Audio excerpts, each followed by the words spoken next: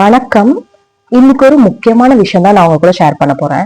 என்ன அப்படின்னு கேட்டீங்கன்னா, இன்னைக்கு நம்ம 79வது இண்டிபெண்டன்ஸ் டேவை கொண்டாடிட்டு இருக்கோம். இப்பெல்லாம் வந்து இண்டிபெண்டன்ஸ் டே அப்படின்னா என்ன, நம்ம சைல்ட்ஹுட் டேஸ்ல நம்ம என்ன பண்ணுவோம், டைம் அதாவது ஒரு 7:30 8க்குள்ள நாங்க வந்து ஸ்கூலுக்கு வர சொல்லிடுவாங்க. கவர்மெண்ட் ஸ்கூல்ல தான் நான் படிச்சேன். ஸோ கவர்மெண்ட் ஸ்கூல்ல என்ன சொல்லுவாங்க, 8 மணிக்குள்ள வந்துருங்க அப்படின்னு சொல்லுவாங்க. அப்புறம் ஃப்ரெண்ட்ஸா எல்லாரும் சேர்ந்து நம்ம அதுவும் நடந்தே தான் போவோம். அப்பெல்லாம் சைக்கிள் கூட கொடுக்க கிடையாது.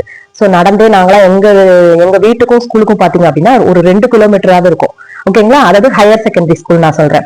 சோ அங்க இருந்து நடந்து நம்ம வந்து கிளம்பி ஸ்கூலுக்கு போயிட்டு அங்க குடுக்குற சாக்லேட்ஸ், அதுக்கப்புறம் அதுல பாடுற நம்ம பாட்டு பாடினாங்கன்னா அந்த சுதந்திர பாடல் பாடுவாங்க இல்லைங்களா, அதுல நம்ம வந்து கலந்துக்குவோம். அப்புறம் அந்த பூ இது பண்றது அதெல்லாம் எனக்கு ரொம்ப பிடிக்கும். அந்த பூ கொடி ஏத்திட்டு அந்த பூ விழுந்துறீங்களா, அதெல்லாம் நான் நோட் பண்ணுவேன். எனக்கு ரொம்ப பிடிக்கும். கலர் அன்னைக்குதான் அந்த கொடியில வந்து இது பண்ணி வச்சிருப்பாங்க.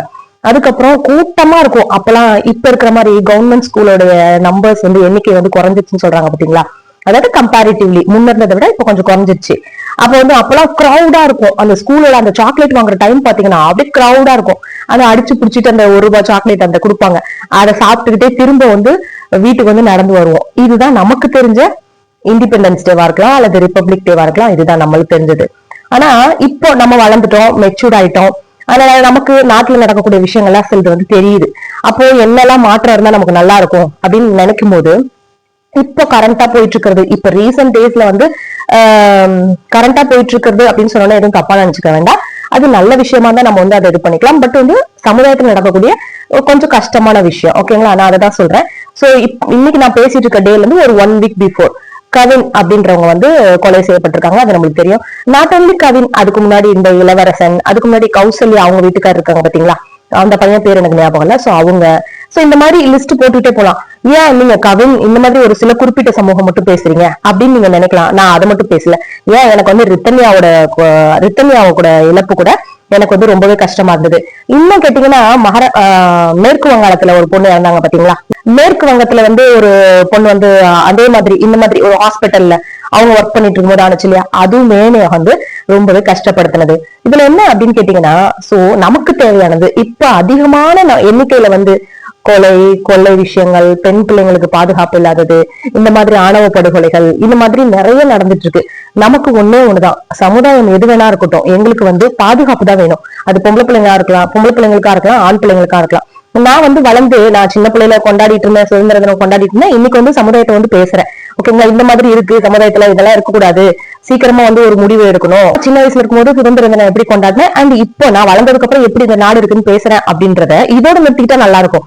என்னோட குழந்தை நாளைக்கு வந்து உட்காந்துட்டு என்னோட பசங்க வந்து ஃபியூச்சர்ல வந்து திருப்பி இதே மாதிரி கொலைகள் வந்து அதிகரிச்சிருக்கு அப்படின்னு பேசினாங்கன்னா நம்ம சமுதாயம் எந்த அளவுக்கு போயிட்டு இருக்கு அப்படின்றத இப்ப இருக்கக்கூடிய ஆளுமரசு அல்லது அதுக்கு முன்னாடி வந்து அதுக்கு முன்னாடி இருந்த அரசுகள் அது இதுக்கப்புறம் புதுசா வரலாம் அல்லது பழசையை திருப்பி வரலாம். சோ அதை பத்தி எனக்கு இல்ல. பட் கோரிக்கை ஒண்ணுதான், பெண் பிள்ளைகளுக்கு பாதுகாப்பு வேணும். ஓகேங்களா, அதுக்கப்புறம் கொள்ளை எண்ணிக்கை வந்து இருக்கவே கூடாது. அப்படியே பெண் பிள்ளைகளுக்கு வந்து பிரச்சனை இருக்கு, அவங்கள வந்து கொலை செய்யப்படுறாங்க அல்லது வந்து பாலியல் வன்கொடுமை நடக்குது இல்லைங்களா, நிறைய நடக்குது. ஓகே, சோ இதெல்லாம் இருக்கும்போது அவங்களுக்கான தண்டனை வந்து விரைவில் வழங்கணும் அப்படின்றதான் வந்து ஒரு பெண்ணுடைய விருப்பமும். சோ இதெல்லாம் வந்து நிறைவேற்றினாதான் நம்ம உண்மையான சுதந்திர தினத்தை அன்னைக்குதான் நம்ம வந்து கொண்டாட முடியும் அப்படின்றதா என்னோட கருத்து. இந்த டேல தான் நான் இதை வந்து ஷேர் பண்ணிக்கணும்னு நினைச்சேன். சுதந்திர தினத்துல அதை நம்ம பேசினாதான் சரியா இருக்கும் அப்படின்றதுனாலதான் நான் அதை வந்து பேசுறேன். இதுக்கு முன்னாடி எத்தனையோ நான் வந்து வீடியோஸ் வந்து போட்டிருக்கேன். சமையல் வீடியோ போட்டிருப்பேன், என்னோட சைல்ட்ஹுட் மெமரிஸ் போட்டிருப்பேன். சோ இப்படி எத்தனையோ விஷயங்கள் போட்டிருக்கேன். அதனால சமுதாயத்துல இருக்கக்கூடிய விஷயங்களும் நாங்க கவனிச்சுக்கிட்டு தான் இருக்கோம், வீட்டுல இருக்க பெண்கள் வந்து அப்படின்றதையும் நான் வந்து இங்க பதிவு பண்ணிக்கிறேன். அதே சமயம் எங்களோட கோரிக்கை ஒண்ணுதான். 2-3 விஷயங்கள் அதோட சேர்த்து சொல்ல மறந்துட்டேன். அஜித் குமாரோடைய கஸ்டடி மரணம், அதுவும் என்னை ரொம்பவே பாதிச்சது. கவின், அஜித் குமார், இளவரசன், ரித்தன்யா, இப்போ நடந்துட்டு இருக்க துப்புரவு தொழிலாளர்களுடைய வேலை நிறுத்தம்.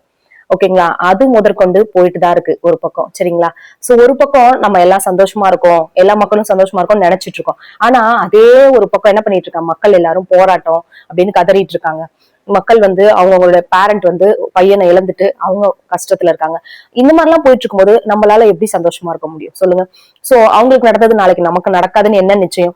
சோ அவங்களுக்கு மத்தவங்களுக்கு அப்படின்னு நினைக்கும் போதே, அவங்களோட வழியை நம்ம நடக்கும் போதே அவங்களோட வழியை நம்ம உணர்ந்துட்டோம் அப்படின்னு கேட்டீங்கன்னா அதுல இருந்து நம்ம வந்து பாதுகாக்கலாம். நமக்கு என்ன வந்திருக்கு அப்படின்னு நம்ம நினைச்சோம் அப்படின்னா, அதை கடந்து போனோம் அப்படின்னா நமக்கு வர்றதுக்கு ரொம்ப நேரம் ஆகாது. சரிங்களா?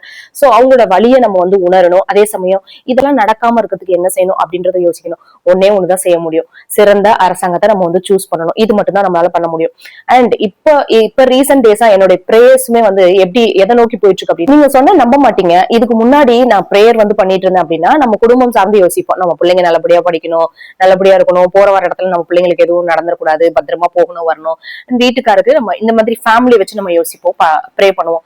இப்போ சமுதாயம் சார்ந்து நான் வந்து ப்ரே பண்ண ஆரம்பிச்சிட்டேன். ஏன்னு கேட்டீங்கன்னா, அந்த அளவுக்கு பிரச்சனைகள் வந்து போயிட்டு இருக்கு. என்னால முடிஞ்சது பிரேயர்ஸ் மட்டும்தான். ஏன்னா நான் எந்த அமைப்புலயோ அதுலயோ நான் வந்து இல்ல, அதுக்காக நான் போராடி நான் வந்து பண்ண முடியாது. என்னால இருக்கிறது வீட்டுல இருந்துட்டு கடவுளை வந்து ப்ரே பண்றதா. சோ சமுதாயத்துல இருக்கக்கூடிய மக்கள் எல்லாரும் நல்லபடியா இருக்கணும், அரசாங்கம் நல்லபடியா செய்யணும், இது பண்ணணும். அண்ட் கடவுள் வந்து நல்லது செய்யறவங்களுக்கு நல்லது கொடுக்கணும். ஏன்னா நல்லதுதான் ஒரு நாள் வின் பண்ணுமே தவிர பொய்யோ இதுவோ வின் பண்ணாது அப்படின்னு எனக்கு என்னெல்லாம் தோணுதோ அதெல்லாம் நான் பிரேயர்ல பண்ணுவேன். அண்ட் எனக்கு எனக்கு பிரேயர்ஸ்னால நிறைய பலன் கிடைச்சிருக்கு. இதுலயும் எனக்கு கிடைக்கும் அப்படின்ற நம்பிக்கை இருக்கு. ஏன்னா நான் ரீல்ஸ் பண்ணிட்டு இருக்கேன், என்ஜாய் பண்ணிட்டு இருக்கேன், அப்படி நான் போலாம். இந்த வீடியோஸ் கூட நான் பண்ணாம போலாம். பட் என்னால அப்படி இருக்க முடியல. சரிங்களா? இந்த வீடியோஸ் எனக்கு பண்ணணும் அப்படின்னு தான் எனக்கு தோணுது. என்னை பத்தியும் இந்த நாட்டு மக்கள் படுற கஷ்டத்தை நான் ஃபீல் பண்றதை பத்தி எனக்கு சொல்லணும்னு தான் தோணுது. ஏன்னா சாப்பாடு பண்றதை காமிக்க எல்லாத்தையும் பண்ணி காமிச்சிட்டு இருக்கேன், ரீல்ஸ் போடுறதை காமிச்சிட்டு இருக்கேன். நம்ம ரீல்ஸ் பண்ணிட்டு இருக்கும் போது நம்ம கண்ணு முன்னாடி ஒருத்தவங்களுக்கு அடிபட்டுருது. ஓகேங்களா? நம்ம அதை கடந்து போவோமா? ரீல்ஸ் நிறுத்திட்டு நம்ம அதை போய் பார்ப்போம் இல்லையா, என்னடா அடிபட்டு இருக்கு அப்படின்னு சொல்லிட்டு அவங்களை சரி பண்ண மாட்டோமா? அந்த மாதிரிதான் ரீல்ஸ் பண்ணிட்டு இருக்கும்போது, நம்மளோட வீடியோஸ் வந்து போட்டுட்டு இருக்கும்போது இடையில வந்து இந்த மாதிரி ப்ராப்ளம்ஸ் வந்து நம்ம சமுதாயத்தை, நம்ம சுத்தி இருக்கக்கூடிய யாரோ ஒரு மனுஷங்க, நம்மள மாதிரி ஒரு மனுஷங்க அவங்க பாதிக்கப்படும் போது நம்மளால முடிஞ்சது ஒரு வீடியோ, நம்மளால முடிஞ்சது நம்மளை பார்த்து யாராவது ஒருத்தர் 2 பேர் நம்ம வந்து மாற மாட்டாங்களா அப்படின்ற ஒரு எண்ணம் தான், வேற ஒண்ணும் இல்ல. சோ எங்கேயோ ஒரு இடத்துல கடைக்கோடியில இருக்க மனுஷனும் பாதிக்கப்படுறான் அப்படின்னா அது பாதிப்பு தான். அவனோட பாதிப்பையும் வந்து சரி பண்றது இந்த அரசாங்கத்தோட கடமை. அது முன்னாடி இருந்ததா இருக்கலாம், பின்னாடி இருந்ததா இருக்கலாம், இப்ப இருக்கிறதா இருக்கலாம், அண்ட் இனிமே வரப்போறதா இருக்கலாம். எங்களை பொறுத்த வரைக்கும் ஒன்னே ஒண்ணுதான், மக்களுடைய சேஃப்டி. அவ்வளவுதான், வேற ஒண்ணுமே கிடையாது. அதனாலதான் என்னால சுதந்திர தினம் அப்படின்னா என்னோட சைல்ட்ஹுட் டேஸ்ல இருந்த என்ஜாய்மெண்ட் இப்ப இல்லவே இல்லை.